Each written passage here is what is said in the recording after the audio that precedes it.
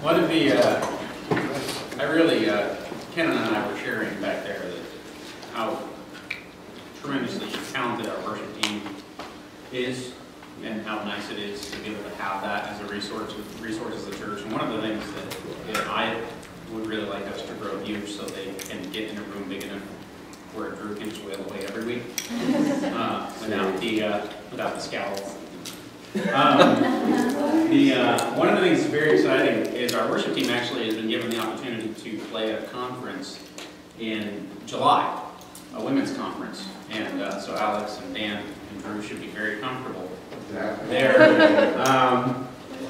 But I'm very excited about that. I think that's really, really great. They're going to get to take this out and let people know what's going on and be fantastic. And I think that's a wonderful thing. And great. Where? Aldo Branch.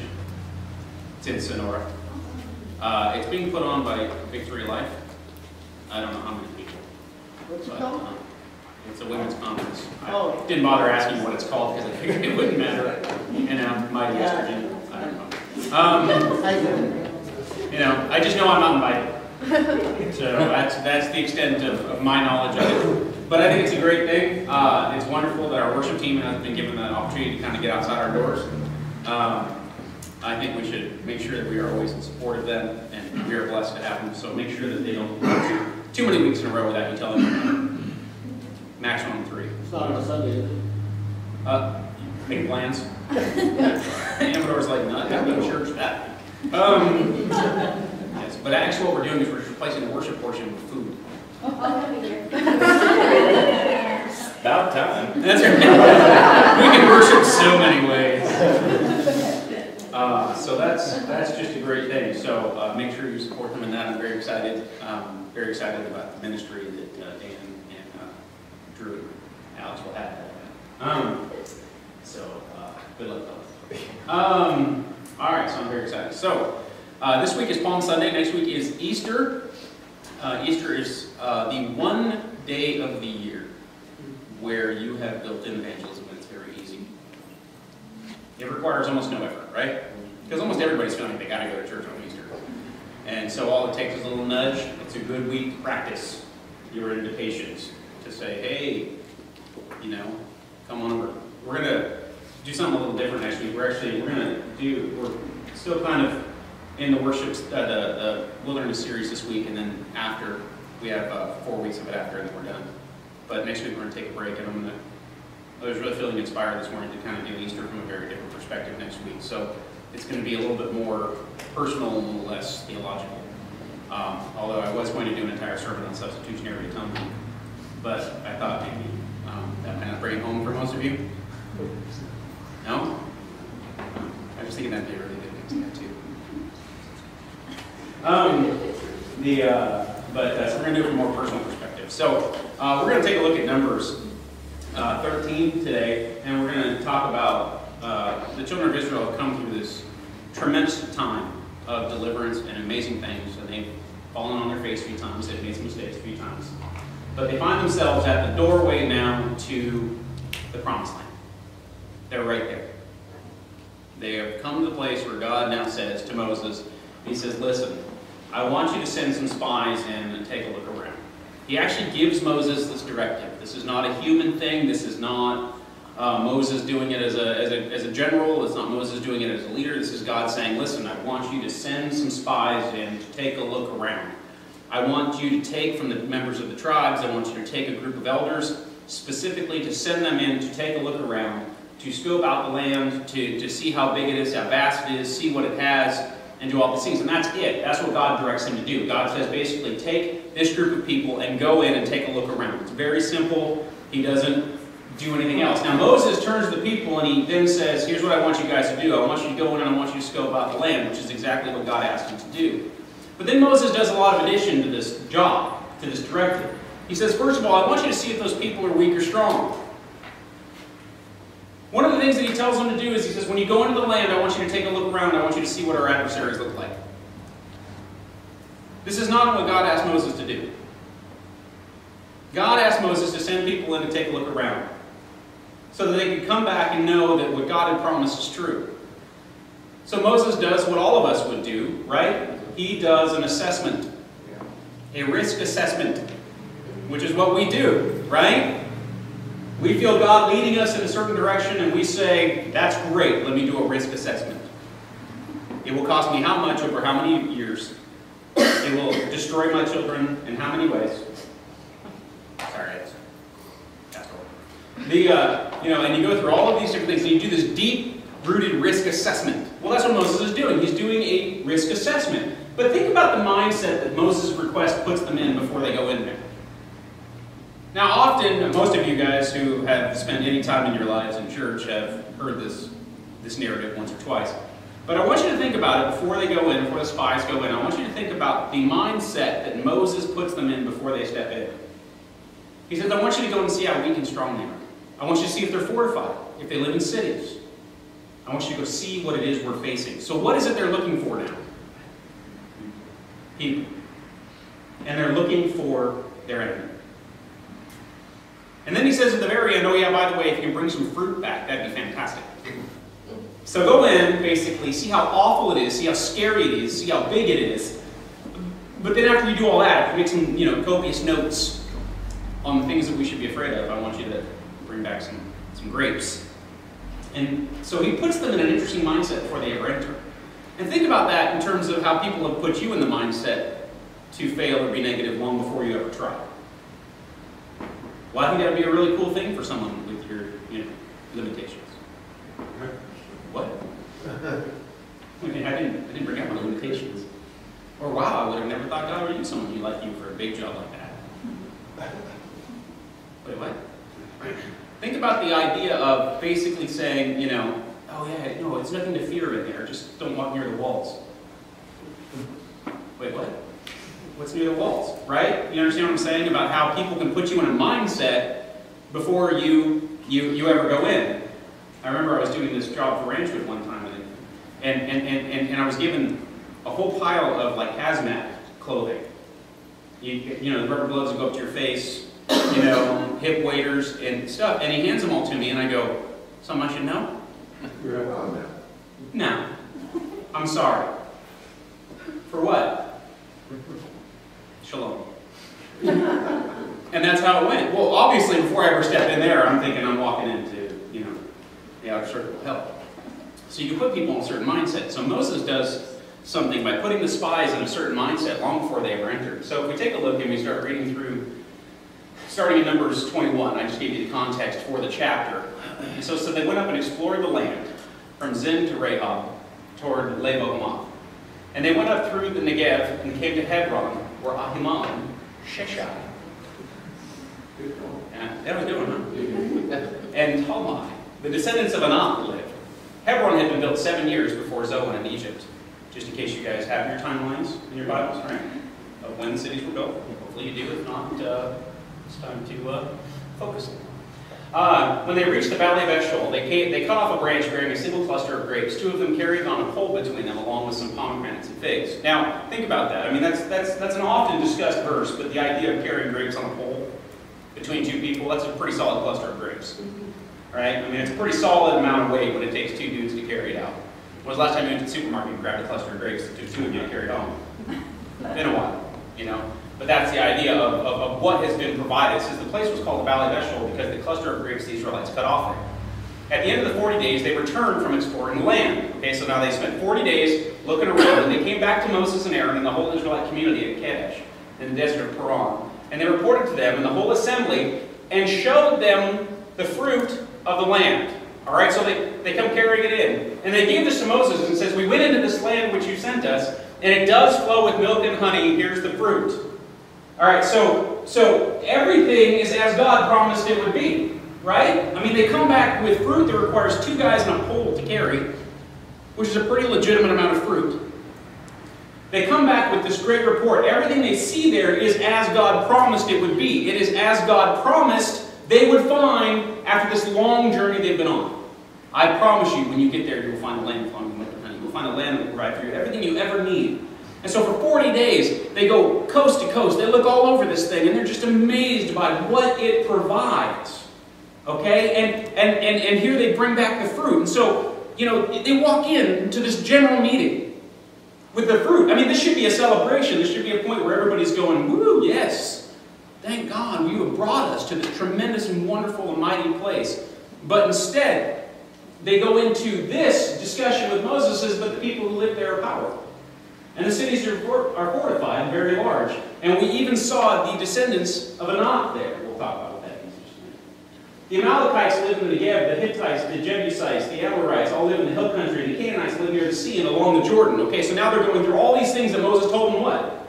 To look for. Moses didn't go in and go, just make sure there's fruit.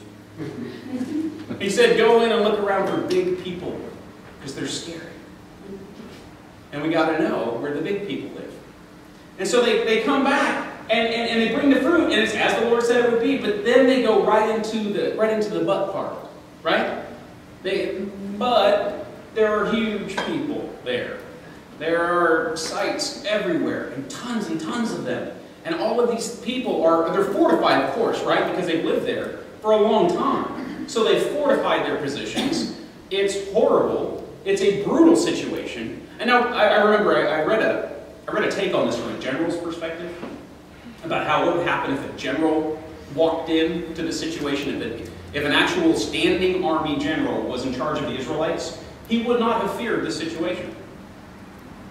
Because he said, my response would have been, none of them are going to fight for anybody else. They're going to care about each other, right? The Jebusites are going to care about who? The Jebusites. The Canaanites are going to care about who? The Canaanites. So his idea was, it wouldn't be very hard to divide and conquer. This was a Christian general. It wasn't just some general going, oh, the Israelites were cowards. No, it was a Christian talking about how, just from a general point of view, this idea that, number one, they're segregated, number two, cities really aren't that hard to take. Especially back then, right? Just surrounded and wait. They have to come out for food sooner or later. And so there's this idea that really it should not have been the opposition that it was. It should not have been the fear that it was. But they had gone in with this preset mindset of there is something here for us to fear. There is something here for us to be scared of. Moses said, go see if they're fortified. Go see what's going on. And so you have this idea of, yes, everything is as the Lord promised, but there are a lot of very large people. Huge people. The descendants of Anak. The Nephilim, which they talk about near the end of the chapter. The angels that were kicked out of heaven came to earth and did had babies. And they're giant. A lot of people think that's ultimately was Goliath, was one of the final descendants of that tribe. The idea of the Nephilim. So not only that, we're facing huge, gigantic people that are built just like houses. And there's no way we can take them. There's no way. They're huge. And which means their spears are even bigger, which means they get like 3 of us on one. Right? But that's how people think when you're afraid, right? You ever been scared? You ever been genuinely afraid for your life? You have this idea that irrational thought kind of goes out the window when you get scared. And so they were scared. So I guarantee that there was all this murmuring going on in the crowds around them. Oh, yeah, they probably have gigantic spears and shields, and they could probably just throw rocks on our heads and throw us around. And they probably had all these things, because there's this idea of this concept. Remember how big Goliath was. You know, we've talked about the David and Goliath story so many times. How big Goliath was. Now think of an entire tribe of Goliath. This is what they feared. Was this entire group of Andre the Giants. Just sort of walking around looking for people to pummel. But that's what's going on. And then they're like, well, you know, our God is great. It's everything that he promised, but there are so many fortified cities and rough terrain. I don't think we can take it. It is not set up for us to just sort of walk in, and really all we have is this God that parts seas and seemingly can make Mother Nature do whatever he pleases. So we're doomed. Right? But that's what it is, because fear takes away your ability to sort of process things rationally. And so they went into the situation looking not at God, and looking not back at this tremendous experience that they've been on with God, and this tremendous journey they've been on with God, but they're looking, and their context has become a little bit more horizontal. They're looking now at mankind, they're looking at what's right in front of them, and how seemingly impossible the task is. And I think all of us are faced occasionally with tasks that seem way bigger than we are. Right? You ever just screw something up so bad the idea of fixing it just seems impossible? I have. You ever just make so many mistakes, you're like, my way back is way too far, I can't do it? Anybody ever done that? Well, see, what's happened here is they've taken their eyes off God and they're focusing on fortified cities and gigantic people and different groups that have probably been fighting and training in military formations over and over again together.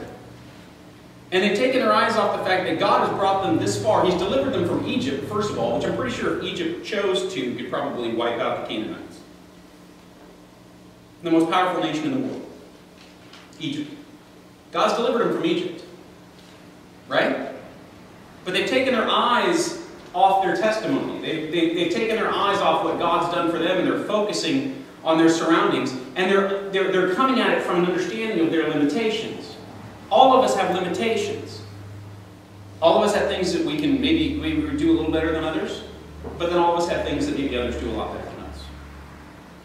And they were focusing on their limitations. They're looking around going, well, we're just a band of nomads. All we have is this mighty, powerful, divine God who's doing everything we need him to do, and what if he chooses not to tomorrow? Because that's really what it is, right? That's really what it is. What if God chooses to not do this for us? God easily could have chosen to bring us here to let us die. You know, we did a little grumbling along the way. Rumor has it. Right? We have complained a lot. What if God just chooses to set us up and not be here? You know? This idea of the goodness of God is becoming an interesting teaching point right now in sort of contemporary Christian theologians. And Christians learning to understand the goodness of God. Well, what if he chooses not to be? What if he chooses to leave me here to die? He could. He easily could. And they're huge. And this is a big situation, and that's really what they're feeling. They're feeling a genuine fear here. It's not something where it's easy for us to look back through the window of time and say, idiots. Except that really, how many times has God brought us to places in our life where we're like, man, this is awesome, but I'm kind of done now. Because that next step's a little scary. A little bit beyond my abilities, or a little bit beyond areas, God, where I have noted limitations. I have made them very clear to you. And if you're, not willing to accept my limitations, then I will just take that acceptance away from you, and I will accept my limitations, and I will apply them to the situation greatly. But that's what is going on here. There's a genuine emotion here. Because what happens to the children of Israel if God chooses to not? Do they win? Right? Because God's brought them this far, he's done everything so far. But what happens if God chooses not to? So Caleb does the Caleb thing, which is why it's a great name. Then Caleb silenced the people before Moses and said, we should go up and take possession of the land, for we can certainly do it. Right? Oh, Caleb. Right? Because Caleb didn't really, what was Caleb looking at? Well, Caleb was looking at God, right? Caleb was like, well, but it is what God promised. He has done a few things for us along the way. He has brought us this far amidst impossible circumstances. So at this point, I really feel like it's time to just go take it. Right? Because God brought us here, it's time to just go take it. People like Caleb, they're awesome. Right? Those are the kind of people it's best to be around in your life when you're trying to take a really scary step. Anybody ever take a scary step in your life? Oh, what? You guys got to get out more. You guys look new. I embrace my fears and hide in the corner in the fetal position and pray the world passes me by. Scary steps, right? When you take a scary step, what happens? You want people around you like Caleb, right? You don't want those other people going, really? Right? You ever get one of those from a friend? You know when you turn around, they're going, you're there's no way that's going to work out. No, you want to be surrounded with guys like Caleb, who are like, great, fantastic, God promised it, he brought us here, let's go. And I think Caleb, I'm being honest, I think Caleb just expected the children of Israel to go, we're with you. Amen, hallelujah, God brought us here, let's do this thing. We're going to have our own little triumphal entry. Right? Let's go do it. Caleb, I guarantee you that Caleb was like, yeah, all right, let's go. And then when everyone but him and Joshua went, I think Caleb was probably reasonably surprised. Because to Caleb it just made sense. This is where God brought us. He's done everything He promised. And I see everything through the limitless power of God. And God can do anything He wants. And He's brought us this far, you guys. I don't understand why in the world you don't see the end now. I mean, we're right here. We're right here. This is it. It's time to go take possession of it. And so as we read on, it says, "But the men who had gone up with him said, 'We can't attack those people. They are stronger than we are.' And they spread among the Israelites a bad report about the land that they had explored. They said, 'The land we explored devours those living in it. And all the people we saw there were of great size. We saw the Nephilim. The descendants of Anak came from the Nephilim. We seemed like grasshoppers in our own eyes, and we looked the same to them.'" So we saw the Nephilim. We saw Goliaths everywhere. We saw these like a whole nation of Shaquille O'Neal. Right? Early young Shaquille O'Neal. The one that can move a little bit. Right? Hey, did you ever watch Shaq in the 90s? That was scary, man. That big pass for me. That's kind of scary. But the reality is that's what they saw. They said, "We look like grasshoppers in our own eyes." And their self-awareness regarding their limitations turned to fear regarding their circumstances. When we become self-aware, when we take a long look at our limitations, it's funny how all of a sudden our circumstances become impossible. When God's laid a task before us and we start looking longer and longer and longer at our limitations, it's funny how much more impossible it becomes. Because we begin to absorb this thing that, clinical psychologists tell us is very healthy, self-awareness. The more self-aware we become in the midst of our troubles, the more focused we become on our ability and our limitations, it's funny how much more impossible those things that God puts in front of us become. And how it seems like there's no way that God would ever want something that's good for me, or there's no way that God would ever really follow through on His word, because that's impossible and I'm way too limited. So unless God brings people into my life to do it for me, it ain't going to happen. But that's what we do. And our circumstances become impossible because it turns into fear. And we stand there and we go, no. Because once it became fear with the children of Israel, the reality of what if God chooses not to fight for us today had to be a thought. Because you would think in hundreds of thousands of people, there has to be a certain section of that group that didn't want to lose faith. Right? There had to be a certain group in there that had to be going, but God's been doing a pretty bang-up job so far. But once fear starts to creep in and it takes root, and it grabs onto us, and we become more and more self-aware, the reality is we can't defeat those things without God. And what if God chooses not to fight for us today? And it's funny how fears that would have never been a part of our lives begin to sort of creep in. And then before you know it, we're saying stuff like, well, they're the descendants of fallen angels and we're nothing but the offspring of insects. But that's what we start to think. We look around and we go, we're grasshoppers. And not the cool kind of kung fu. We're grasshoppers, right? We're nothing. We're irrelevant pests. And they're like the descendants of fallen angels. Which means they're huge and powerful. And we can't win it. But isn't that how we feel sometimes? Am I the only one that feels that way sometimes? Don't we? I was talking to a pastor friend of mine a few weeks ago over on the coast, and we were having a really interesting talk about questions that we're going to ask God, and those are conversations that pastors have that we don't like to make others privy to. But he asked me, he's like, so what's the big question on your mind today? And I said, the big question I'm going to ask. And I said, I know it's going to sound really lame, and a lot of you are going to probably laugh at me. But the biggest question that's been on my mind for quite a while is, how come it seems like the devil always has the best weapons? Right? He really does. Right? Greed. That's a good one. All of us were feeling a little something this week, right? Come on. All of you were feeling you felt a little heat when you walked in this morning. Buying a lottery ticket. That's cool. My wife and I, well, my wife without my permission bought some. But I dreamed enough for her twice. place. I encouraged her. But the idea, we all felt a little worried this week, right? Didn't all of us, Gabe made a joke about it, but didn't all of us kind of sit there and go, what do I do with $500 million? Anything I want. Talk my wife into being at least half owner of the Atlanta Braves.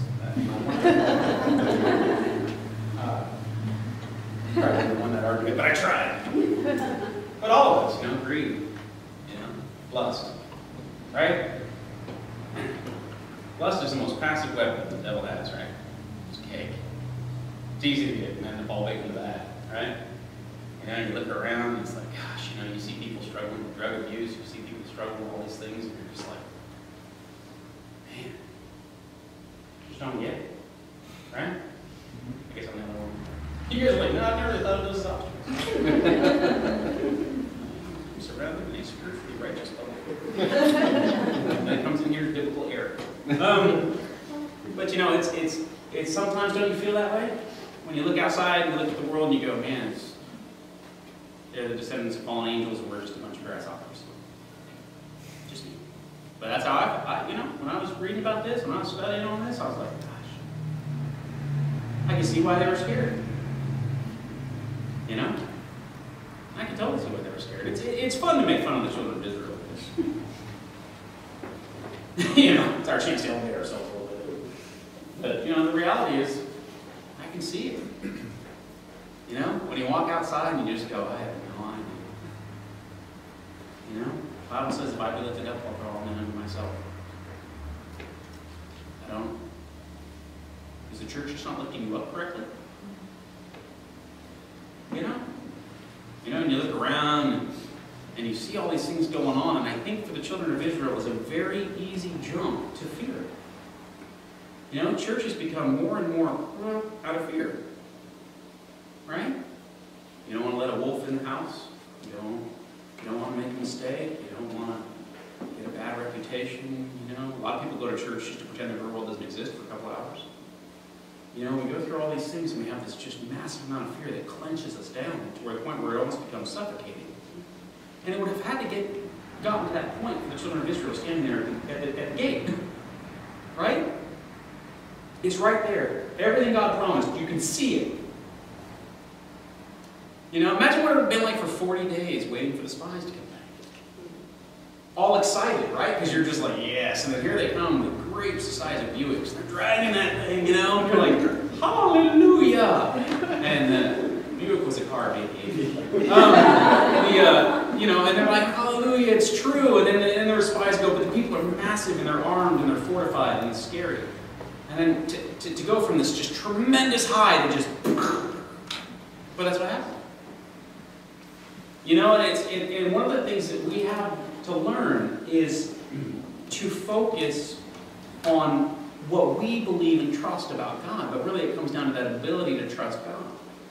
They had to, in that moment, trust that the same God who delivered them from Pharaoh is the same God that's going to deliver them from the hands of the Canaanites and the Jebusites and the Hittites. Right? But sometimes, many of us sort of become weary from the battle. Why? Because you lost one. Maybe two. If you're on a losing streak. You probably fight the wrong battles. But the reality is maybe you feel like you're on a losing streak. And then God says, okay, ready, now go. And we go, I don't know. But that's really what they're going through. They're scared. They're scared because this isn't just them being thirsty now, right? This is them facing the end of the Spirit. Do you remember at the beginning of the series why God took them the way He took them? Do you remember?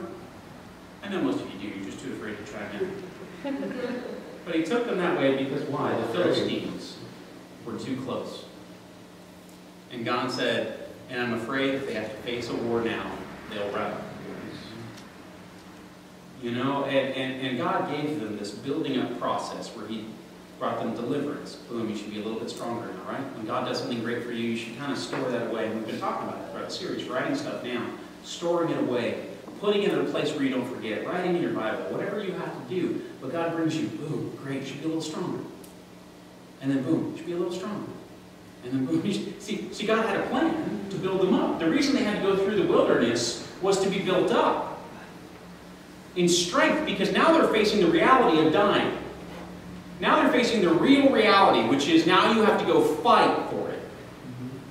And see, it's interesting that God doesn't say, by the way, none of you are going to die. He just says, now we're going to go take possession of it, and I'm going to fight your battle for you and fight from you. Now God, as we know what happens to Joshua later, God had a great plan for doing it.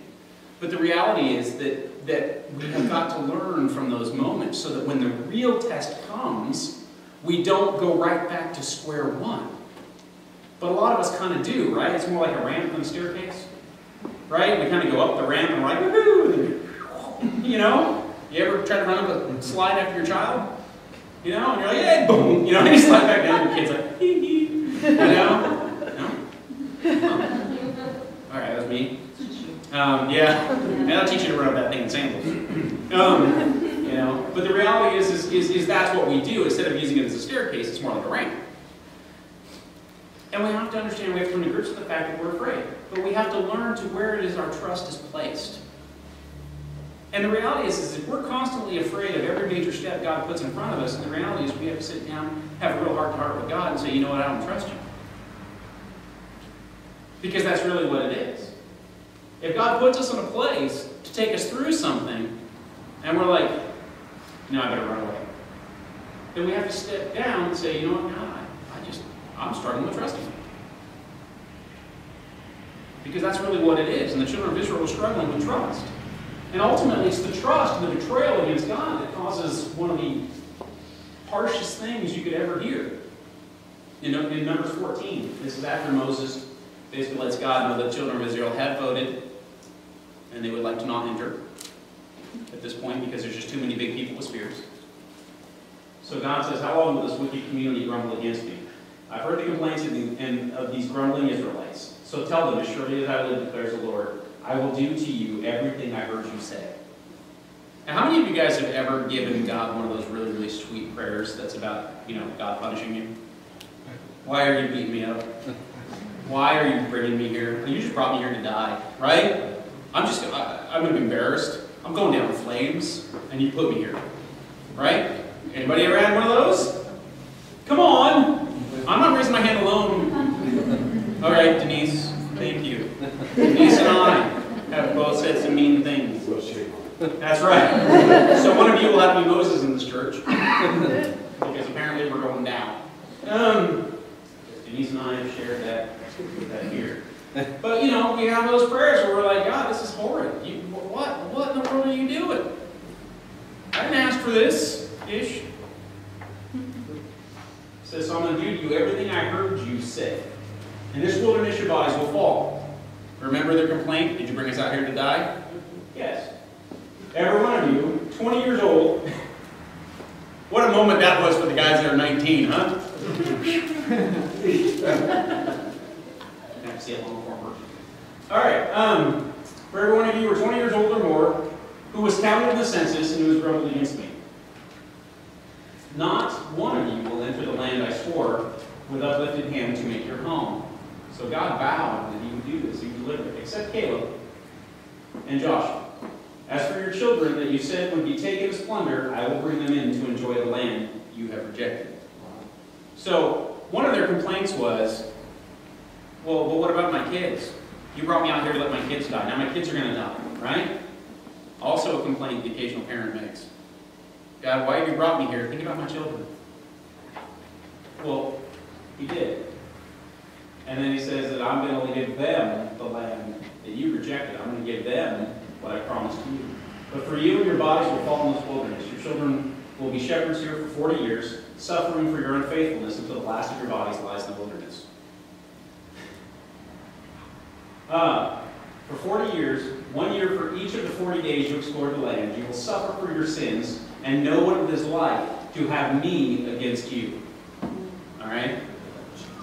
I, the Lord, have spoken, and I will surely do these things to this whole wicked community, which is banded together against me. They will meet their end in this wilderness, and here they will die. So, what a great way to end our wilderness series in the Old Testament. But it's interesting that God kind of had enough. You know, he did. He's like, are you serious? I'm done. I'm done with this. If you're going to sit around and whine and cry all the time about how bad things are and how much you would rather die and how much you miss Egypt and how much I'm punishing your children, good, fine, die. It's what he does. I mean, he says it's slightly more poetic than I would. But that's what he does. He leaves them exactly to what they feared. He left them to what they feared. And rather than cursing the next generation for their sin, he gives them their blessing. Guns N' Roses did not. And there's something about God slashing in the cards here. Yes, I tried that one. Nice. But really, their fears have come true, right? But only because their fear wasn't in the right place. They feared the wrath of people and the death of their earthly bodies more than what? God. Isn't that interesting? They feared what could happen to them here more than the eternal God. And so what they did is, by elevating their fear of mankind, they then elevated mankind. When we look at people and we say, they can do more to me, they can destroy me, and we fear that more than we fear God, God's work not being done, God's tasks not being followed through on, and us not living out His plan for our lives, when we fear that, we elevate mankind, don't we?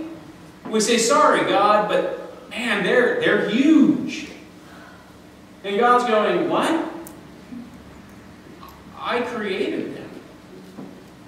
But we elevate mankind above God constantly.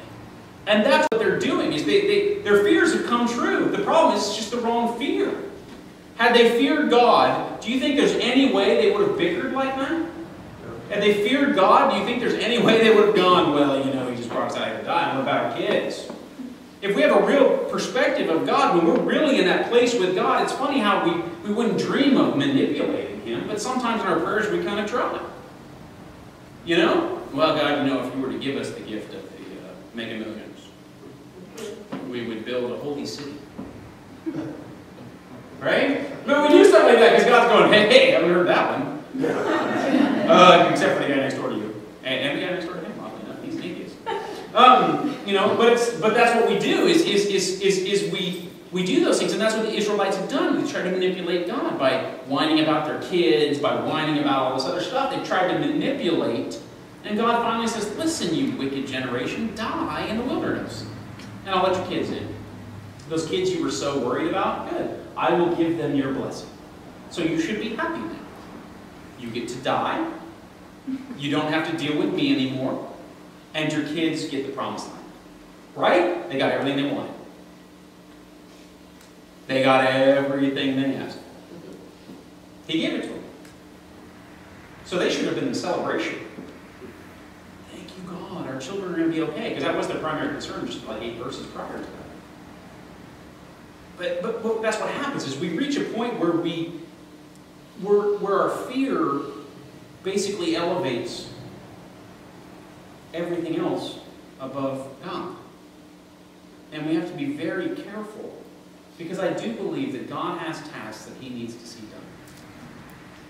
And when we are constantly making our decisions out of fear, He's going to find others to get it done. It's not something that's fun to say in the church anymore, but it's a reality. That at some point it will pass to your children. At some point God will say, I will have your kids do it, because you don't seem to be interested. And I will give them all of the blessing I promised you. But we don't want that, right? Don't we want to see the promised land? Yeah? I would hope so. You guys are like, I'm tired. Yeah, death in the wilderness would be nice. Right? To die with the wind moving through my hair.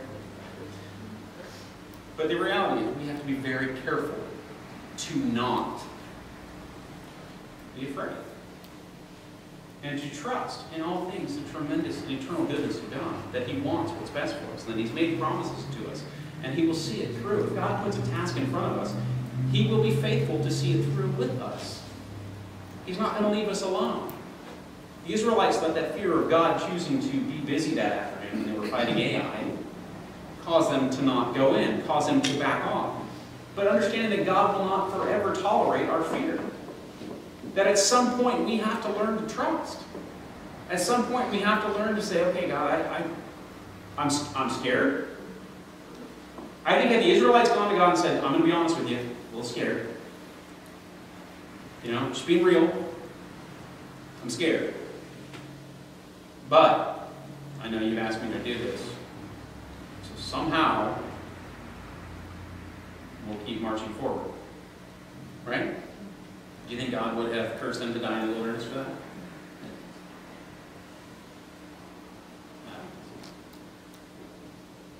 But it was because they chose to let their fear become their God. And then we have to look at the world through God's power and quit looking at ourselves and our limitations. We've got to step back and say that God makes promises throughout the Scripture. That's the entire Bible. That God makes promises to His people.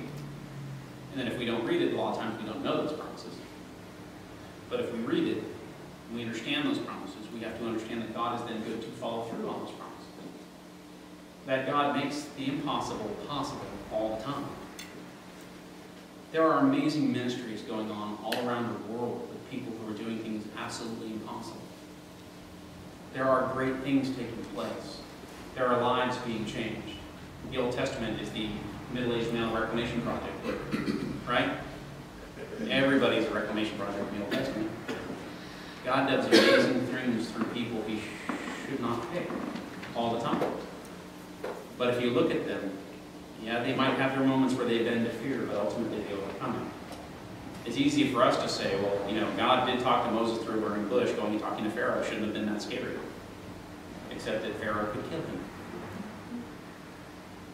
And we are facing really a generation of people that I think sometimes scare the church a little bit, right?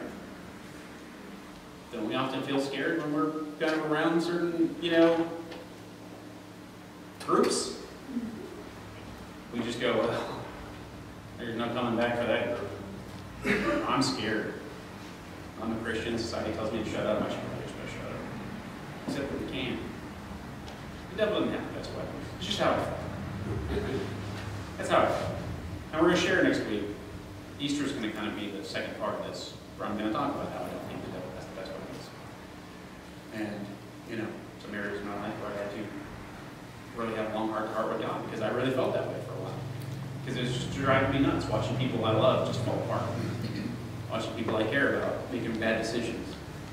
Seeing so many people that I, you know, want the best for, choosing not the best. Seeing so many people who I just know have potential that's just, God's just giving you blessings and promises and all these things, and so many people I know that just have sort of thrown them away, chosen to turn them down. And, you know, it's just hard. And I think we just kind of need to be done with that. You know, it's time that we enter the promised land, right? It's time that we take hold of what God has promised His people. It's time that we start resting on, okay, it's time to go. We're done being scared. You know, and this is not about a little church thing. There are plenty of big churches you go to, and they are not at all interested in ever letting outside inside. Right? So, let's pray. Father God, we just thank you first and foremost for your son, Caleb. He was a tremendous point of resolve in that moment for Moses. And he gave everything as a child to stand there just in full trust of you. And God, I just pray that we can be Caleb's, that we can just step back in full trust of your promises. God, with next week being, I hesitate to say it, but a Christian holiday that remembers what Jesus did on the cross and what Jesus did in conquering and overcoming death, Satan's only true weapon. God, that this should be a time of celebration where Christians are running around and sharing their testimonies and talking about what you've done for us as individuals, not for us as a group. God, I just pray we take this week and don't waste it. It's Just the 1 week where even the sinfulness of the world tells us it's okay to share what we think this week. God, I pray we take full advantage of that. You're tremendous. Amen. All right, you're dismissed.